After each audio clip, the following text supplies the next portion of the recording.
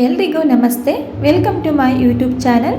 ಇವತ್ತಿನ ವಿಡಿಯೋದಲ್ಲಿ ಇನ್ಸ್ಟೆಂಟಾಗಿ ಮಾಡ್ಕೋಬೋದಂತಾದ ಮಸಾಲೆ ದೋಸೆಯಷ್ಟೇ ಟೇಸ್ಟಿಯಾಗಿರುವಂತಹ ದೋಸೆ ರೆಸಿಪಿನ ತಿಳಿಸ್ಕೊಡ್ತಾ ಇದ್ದೀನಿ. ಈ ದೋಸೆ ರೆಸಿಪಿನ ನೀವು ಒಂದ್ಸಲ ಟ್ರೈ ಮಾಡಿದ್ರೆ ಅಕ್ಕಿ ಬೇಳೆನ ನೆನೆಸಿ ದೋಸೆ ಮಾಡೋದನ್ನು ಬಿಟ್ಬಿಡ್ತೀರಾ, ಅಷ್ಟು ರುಚಿಯಾಗಿರುತ್ತೆ. ಬನ್ನಿ ತಡ ಮಾಡದೆ ಯಾವ ರೀತಿ ಮಾಡೋದು ಅಂತ ನೋಡ್ಕೊಳ್ಳೋಣ. ಬ್ಯಾಚುಲರ್ಸ್ ಹಾಗೆ ಬಿಗಿನರ್ಸ್ಗಳಿಗೆ ಈಸಿಯಾಗಿರುವಂತಹ ದೋಸೆ ರೆಸಿಪಿ ಇದು.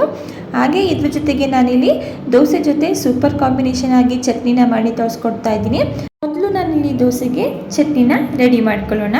ಚಟ್ನಿನ ರೆಡಿ ಮಾಡ್ಕೊಳ್ಳೋದಕ್ಕೆ ನಾನಿಲ್ಲಿ ಒಂದು ಚಿಕ್ಕ ಕಪ್ನಲ್ಲಿ ಮಿಕ್ಸರ್ ಜಾರ್ಗೆ ತೆಂಗಿನಕಾಯಿ ಪೀಸಸ್ಗಳನ್ನ ಸೇರಿಸಿ ಇದನ್ನು ಕ್ರಾಸಾಗಿ ಗ್ರೈಂಡ್ ಮಾಡ್ಕೊಳ್ತಾ ಇದ್ದೀನಿ. ನಿಮ್ಮ ಹತ್ರ ಏನಾದ್ರು ತೆಂಗಿನ ತುರಿ ಇತ್ತಂತ ಹೇಳಿದ್ರೆ 1 ಕಪ್ ಆಗೋಷ್ಟು ನೀವು ತೆಂಗಿನ ತುರಿನ ಸೇರಿಸ್ಕೊಳ್ಳಿ. ನಂತರ ಇದಕ್ಕೆ ಅದೇ ಕಪ್ನಲ್ಲಿ ಅರ್ಧ ಕಪ್ ಆಗೋಷ್ಟು ಹುರ್ಗಡ್ಲೆನ ಸೇರಿಸ್ಕೊಳ್ತಾ ಇದ್ದೀನಿ. ನಂತರ ಇದಕ್ಕೆ ನಾನು 2 ಬ್ಯಾಡಗೆ ಮೆಣಸಿನ್ಕಾಯಿನ ಸೇರಿಸ್ಕೊಳ್ತಾ ಇದ್ದೀನಿ. ನಾನಿಲ್ಲಿ ತಗೊಂಡಿರುವಂತಹ ಬ್ಯಾಡಗೆ ಮೆಣಸಿನ್ಕಾಯಿ ಖಾರ ಇದೆ, ಹಾಗೆ ಕಲರ್ ಕೂಡ ಇದೆ. ನೀವು ಬೇಕಾದರೆ ಇಲ್ಲಿ 2 ಗುಂಟೂರು ಮೆಣಸಿನ್ಕಾಯಿನ ಸೇರಿಸ್ಕೋಬೋದು. ನಂತರ ಇದಕ್ಕೆ ರುಚಿಗೆ ತಕ್ಕಷ್ಟು ಉಪ್ಪು, ಸ್ವಲ್ಪ ಕೊತ್ತಂಬರಿ ಸೊಪ್ಪು, ರುಬ್ಲಿಕ್ಕೆ ಅವಶ್ಯಕತೆ ಇರೋಷ್ಟು ನೀರನ್ನು ಸೇರಿಸಿ ಇದನ್ನು ಕ್ರಾಸಾಗಿ ಗ್ರೈಂಡ್ ಮಾಡ್ಕೊಳ್ಳೋಣ. ನೋಡಿದ್ರಲ್ವಾ, ಕಮ್ಮಿ ಪದಾರ್ಥಗಳನ್ನ ಬಳಸಿ ಮಾಡ್ಕೋಬೋದಂತಾದ ಚಟ್ನಿ ರೆಸಿಪಿ ಇದು. ತುಂಬಾ ಟೇಸ್ಟಿಯಾಗಿರುತ್ತೆ. ಒಂದ್ಸಲ ಟ್ರೈ ಮಾಡಿ ನೋಡಿ. ಚಟ್ನಿನ ಗ್ರೈಂಡ್ ಮಾಡ್ಕೊಂಡಿದ ನಂತರ ನಾನು ಇದನ್ನು ಒಂದು ಬೌಲ್ಗೆ ಸೇರಿಸ್ಕೊಂಡು ಇದಕ್ಕೆ ಈಗ ಒಗ್ಗರಣೆನ ಮಾಡ್ಕೊಳ್ಳೋಣ. ಚಟ್ನಿಗೆ ಒಗ್ಗರಣೆನ ಮಾಡಲಿಕ್ಕೆ ನಾನಿಲ್ಲಿ ಮೊದಲು ಒಂದು ಚಿಕ್ಕದಾಗಿರುವಂತಹ ಪ್ಯಾನ್ ಇಟ್ಕೊಂಡಿದ್ದೀನಿ. ಪ್ಯಾನ್ ಬಿಸಿ ಆಗಿದ್ದ ನಂತರ ಇದಕ್ಕೆ 1 ಸ್ಪೂನ್ ಆಗೋಷ್ಟು ಎಣ್ಣೆ ಸೇರಿಸಿ ಎಣ್ಣೆ ಬಿಸಿಯಾಗಿದ ನಂತರ ಸ್ವಲ್ಪ ಸಾಸಿವೆ, ಸ್ವಲ್ಪ ಜೀರಿಗೆ, ಹಾಗೆ ಸ್ವಲ್ಪ ಉದ್ದಿನಬೇಳೆ, ಸ್ವಲ್ಪ ಕಡಲೆಬೇಳೆ, ಮುರಿದಿಟ್ಕೊಂಡಿರುವಂತಹ ಒಂದು ಒಣಮೆಣಸಿನ್ಕಾಯಿ, ಸ್ವಲ್ಪ ಕರಿಬೇವಿನ ಸೊಪ್ಪು, ಇದ್ರ ಜೊತೆಗೆ ನಾನಿಲ್ಲಿ ಇಂಗನ್ನು ಸೇರಿಸ್ಕೊಳ್ತಾ ಇದ್ದೀನಿ.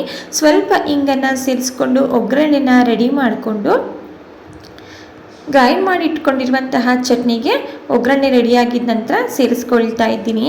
ನೀವೇನಾದರೂ ಈ ವಿಧಾನದಲ್ಲಿ ಚಟ್ನಿನ ಮಾಡ್ಕೊಂಡ್ರಿ ಅಂದರೆ ಪ್ರತಿ ಸಲನೂ ಇದೇ ಚಟ್ನಿನ ಮಾಡ್ಕೊತೀರಾ. ಅಷ್ಟು ಸಿಂಪಲ್, ಹಾಗೆ ರುಚಿಯಂತೂ ಸೂಪರ್ ಆಗಿರುತ್ತೆ. ಈಗ ನಾನಿಲ್ಲಿ ರೆಡಿಯಾಗಿರುವಂತಹ ಒಗ್ಗರಣೆನ ಚಟ್ನಿಗೆ ಸೇರಿಸಿ ಇದನ್ನು ಮಿಕ್ಸ್ ಮಾಡ್ಕೊಳ್ತಾ ಇದ್ದೀನಿ.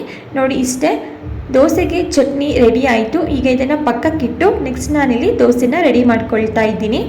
ದೋಸೆ ಹಿಟ್ಟನ್ನು ರೆಡಿ ಮಾಡ್ಕೊಳ್ಳೋದಕ್ಕೆ ಮೊದಲು ನಾನಿಲ್ಲಿ ಒಂದು ಮಿಕ್ಸರ್ ಜಾರ್ಗೆ 10 ನಿಮಿಷಗಳ ಕಾಲ ಬಿಸಿ ನೀರಲ್ಲಿ ನೆನೆಸಿಟ್ಕೊಂಡಿರುವಂತಹ 2 ಗುಂಟೂರು ಮೆಣಸಿನ್ಕಾಯಿನ ಸೇರಿಸ್ಕೊಳ್ತಾ ಇದ್ದೀನಿ. ನಂತರ ಇದಕ್ಕೆ 1 ಕಪ್ನಲ್ಲಿ ಅಳತೆ ಮಾಡಿಕೊಂಡು 1 ಕಪ್ ಆಗೋಷ್ಟು ನಾನಿಲ್ಲಿ ಅಕ್ಕಿ ಹಿಟ್ಟನ್ನು ಸೇರಿಸ್ಕೊಳ್ತಾ ಇದ್ದೀನಿ. ಅದೇ ಕಪ್ನಲ್ಲಿ ನಾನು 1/4 ಕಪ್ ಆಗೋಷ್ಟು ಕಡಲೆ ಹಿಟ್ಟನ್ನು ಸೇರಿಸ್ಕೊಳ್ತಾ ಇದ್ದೀನಿ. ಹಾಗೆ ಅರ್ಧ ಕಪ್ ಆಗೋಷ್ಟು ಮೊಸರನ್ನ ಸೇರಿಸ್ಕೊಳ್ತಾ ಇದ್ದೀನಿ. ಇದ್ರ ಜೊತೆಗೆ 4ರಿಂದ 5 ಎಸಳಷ್ಟು ಬೆಳ್ಳುಳ್ಳಿ. ನಾನಿಲ್ಲಿ ಒಂದು ಮೀಡಿಯಮ್ ಸೈಜ್ ಆಲೂಗೆಡ್ಡೆನ ಸಿಪ್ಪೆ ತೆಗೆದು ಸಣ್ಣದಾಗಿ ಕಟ್ ಮಾಡಿ ಒಂದು ಬೌಲ್ಗೆ ಸೇರಿಸಿಟ್ಕೊಂಡಿದ್ದೆ. ಅದನ್ನು ಸಹ ನಾನಿಲ್ಲಿ ಸೇರಿಸ್ಕೊಂಡು ನಂತರ ರುಚಿಗೆ ತಕ್ಕಷ್ಟು ಉಪ್ಪನ್ನು ಸೇರಿಸ್ಕೊಳ್ತಾ ಇದ್ದೀನಿ. ಇದ್ರ ಜೊತೆಗೆ ಅರ್ಧ ಕಪ್ ಆಗುವಷ್ಟು ನೀರನ್ನು ಸೇರಿಸಿ ಇದನ್ನು ನೈಸಾಗಿ ಗ್ರೈಂಡ್ ಮಾಡಿಕೊಂಡು ಒಂದು ಬೌಲ್ಗೆ ಟ್ರಾನ್ಸ್ಫರ್ ಮಾಡಿ ಇಟ್ಕೊಳ್ತಾ ಇದ್ದೀನಿ. ಎಷ್ಟು ನೈಸಾಗಿ ಇದನ್ನು ಗ್ರೈಂಡ್ ಮಾಡಲಿಕ್ಕೆ ಸಾಧ್ಯನೋ ಅಷ್ಟು ನೈಸಾಗಿ ಇದನ್ನು ಗ್ರೈಂಡ್ ಮಾಡ್ಕೋಬೇಕಾಗುತ್ತೆ. ನೋಡಿ, ನಾನು ಈ ಕನ್ಸಿಸ್ಟೆನ್ಸಿಲಿ ದೋಸೆ ಹಿಟ್ಟನ್ನು ರೆಡಿ ಮಾಡ್ಕೊಂಡಿದ್ದೀನಿ. ನಂತರ ಇದಕ್ಕೆ ನಾನಿಲ್ಲಿ ಸ್ವಲ್ಪ ಅಡುಗೆ ಸೋಡಾನ ಸೇರಿಸ್ಕೊಳ್ತಾ ಇದ್ದೀನಿ. ಇದು ಆಪ್ಷನಲ್, ಬೇಕು ಅಂದರೆ ಸೇರಿಸ್ಕೋಬೋದು, ಇಲ್ಲಾಂದರೆ ಸ್ಕಿಪ್ ಮಾಡ್ಕೊಳ್ಳಿ. ಸೋಡಾನ ಸೇರಿಸ್ಕೊಂಡಿದ ನಂತರ ದೋಸೆ ಹಿಟ್ಟಿನ ಜೊತೆ ಚೆನ್ನಾಗಿ ಹೊಂದ್ಕೊಳ್ಳೋ ರೀತಿ ಇದನ್ನು ಮಿಕ್ಸ್ ಮಾಡಿಕೊಂಡು ಈಗ ನಾವಿಲ್ಲಿ ದೋಸೆನ ಹಾಕ್ಕೊಳ್ಳೋಣ. ಈ ಕಡೆ ನಾನಿಲ್ಲಿ ತವಾನು ಸಹ ಬಿಸಿಯಾಗಲಿಕ್ಕೆ ಇಟ್ಟಿದೆ. ಈಗ ತವಾ ಕೂಡ ಬಿಸಿಯಾಗಿದೆ. ಬಿಸಿಯಾಗಿರುವಂತಹ ತವಾ ಮೇಲೆ ನಾನೀಗ ದೋಸೆನ ಹಾಕ್ಕೊಳ್ತಾ ಇದ್ದೀನಿ. ಎಷ್ಟು ತೆಳುವಾಗಬೇಕಾದ್ರೂ ಕೂಡ ಈ ದೋಸೆನ ಹಾಕೋಬೋದು. ನೀವಿಲ್ಲಿ ನೋಡ್ತಾ ಇದ್ದೀರಲ್ವಾ, ನೋಡಿ, ಈ ರೀತಿ ನಾನಿಲ್ಲಿ ಇಷ್ಟು ತೆಳುವಾಗಿ ದೋಸೆನ ಹಾಕ್ಕೊಂಡಿದ್ದೀನಿ.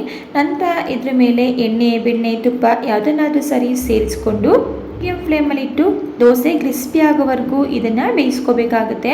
ಹಾಗೆ ದೋಸೆನ ಹಾಕೋಬೇಕಾದ್ರೆ ಲೋ ಫ್ಲೇಮಲ್ಲಿಟ್ಟು ದೋಸೆನ ಹಾಕ್ಕೊಳ್ಳಿ. ನಂತರ ಮೀಡಿಯಂ ಫ್ಲೇಮಲ್ಲಿಟ್ಟು ಎಲ್ಲ ಕಡೆ ದೋಸೆ ಕ್ರಿಸ್ಪಿಯಾಗಿ ಬೇಯಬೇಕು. ಆ ರೀತಿ ದೋಸೆನ ಎಲ್ಲ ಕಡೆನೂ ಬೇಯಿಸ್ಕೋಬೇಕಾಗುತ್ತೆ. ತವನ ಸ್ವಲ್ಪ ಆ ಕಡೆ ಈ ಕಡೆ ಮಾಡಿಕೊಂಡು ದೋಸೆನ ಬೇಯಿಸ್ಕೊಳ್ಳಿ. ನೋಡಿ, ನಾನು ಅದೇ ರೀತಿ ಮತ್ತೊಂದು ದೋಸೆನ ಹಾಕ್ಕೊಳ್ತಾ ಇದ್ದೀನಿ. ನಂತರ ಇದಕ್ಕೆ ಸ್ವಲ್ಪ ಎಣ್ಣೆನ ಅಪ್ಲೈ ಮಾಡ್ಕೊಳ್ತಾ ಇದ್ದೀನಿ. ನೀವಿಲ್ಲಿ ಎಣ್ಣೆ, ಬೆಣ್ಣೆ, ತುಪ್ಪ ಯಾವುದನ್ನಾದರೂ ಸರಿ ಅಪ್ಲೈ ಮಾಡ್ಕೋಬೋದು. ನಂತರ ಇದನ್ನು ಮೀಡಿಯಂ ಫ್ಲೇಮಲ್ಲಿ ಇಟ್ಟು ಕ್ರಿಸ್ಪಿ ಆಗೋವರೆಗೂ ಬೇಯಿಸ್ಕೊಂಡು ಇದನ್ನು ಸಹ ನಾನಿಲ್ಲಿ ತೆಗೆದಿಟ್ಕೊಳ್ತಾ ಇದ್ದೀನಿ. ದೋಸೆ ಅಂತೂ ಸೂಪರಾಗಿ ಬಂದಿರುತ್ತೆ. ಮಸಾಲೆ ದೋಸೆ ಥರನೇ ಟೇಸ್ಟ್ ಇರುತ್ತೆ. ಒಂದ್ಸಲ ಟ್ರೈ ಮಾಡಿ ನೋಡಿ. ಇದು ಇಷ್ಟೇ, ದೋಸೆ ರೆಡಿ ಆಯಿತು. ರೆಡಿಯಾಗಿರುವಂತಹ ದೋಸೆ ಹಾಗೂ ಚಟ್ನಿನ ನಾನಿಲ್ಲಿ ಪ್ಲೇಟ್ಗೆ ಸರ್ವ್ ಮಾಡ್ಕೊಂಡಿದ್ದೀನಿ. ಟೇಸ್ಟಲ್ಲಿ ಯಾವುದೇ ರೀತಿಯ ಕಾಂಪ್ರಮೈಸ್ ಇರೋದಿಲ್ಲ. ಮಿಸ್ ಮಾಡದೆ ಖಂಡಿತ ಈ ವಿಧಾನದಲ್ಲಿ ಈ ದೋಸೆ ರೆಸಿಪಿನ ಟ್ರೈ ಮಾಡಿ ನೋಡಿ. ತುಂಬಾ ಕ್ರಿಸ್ಪಿಯಾಗಿ ಎಷ್ಟು ತೆಳುವಾಗಿ ಈ ದೋಸೆ ಬಂದಿದೆ ಅಂತ ನೀವಿಲ್ಲಿ ನೋಡ್ತಾ ಇರ್ಬೋದು. ಸೇಮ್ ನಾವು ಹೋಟೆಲ್ನಲ್ಲೇ ತಿಂದಿರ್ತೀವಲ್ವ ಮಸಾಲೆ ದೋಸೆ, ಅದೇ ರೀತಿ ಇರುತ್ತೆ. ದೋಸೆ ಹಾಗೂ ಈ ಚಟ್ನಿ ಕಾಂಬಿನೇಷನ್ ಅಂತೂ ಸೂಪರ್, ಅದ್ಭುತ ಅಂತಲೇ ಹೇಳ್ಬೋದು. ಒಂದ್ಸಲ ಟ್ರೈ ಮಾಡಿ ನೋಡಿ, ನೀವೇ ಕಮೆಂಟ್ ಮಾಡ್ತೀರಾ, ಅಷ್ಟು ರುಚಿಯಾಗಿರುವಂತಹ ದೋಸೆ ರೆಸಿಪಿ ಇದು. ಓಕೆ ಸ್ನೇಹಿತರೆ, ನೋಡಿದ್ರಲ್ವಾ ಇವತ್ತಿನ ಇನ್ಸ್ಟಂಟ್ ದೋಸೆ ರೆಸಿಪಿ ನಿಮಗೆ ಸ್ವಲ್ಪನಾದರೂ ಇಷ್ಟ ಆಗಿದೆ. ಇದೇ ರೀತಿ ಸೂಪರ್ ಹಾಗೂ ಟೇಸ್ಟಿ ರೆಸಿಪಿಗಳಿಗಾಗಿ ನೀವು ಮಾಡಬೇಕಾಗಿರೋದು ಇಷ್ಟೇ. ದಯವಿಟ್ಟು ಚಾನಲ್ನ ಸಬ್ಸ್ಕ್ರೈಬ್ ಮಾಡಿಕೊಂಡು ಚಾನಲ್ಗೆ ಸಪೋರ್ಟ್ ಮಾಡಿ. ಹಾಗೆ ವಿಡಿಯೋಗೆ ಲೈಕ್ ಮಾಡೋದನ್ನು ಮರಿಬೇಡಿ. ಇದೇ ರೀತಿ ಸೂಪರ್ ಟೇಸ್ಟಿ ರೆಸಿಪಿಯೊಂದಿಗೆ ಮರಳಿ ಸಿಗೋಣ. Thank you for watching.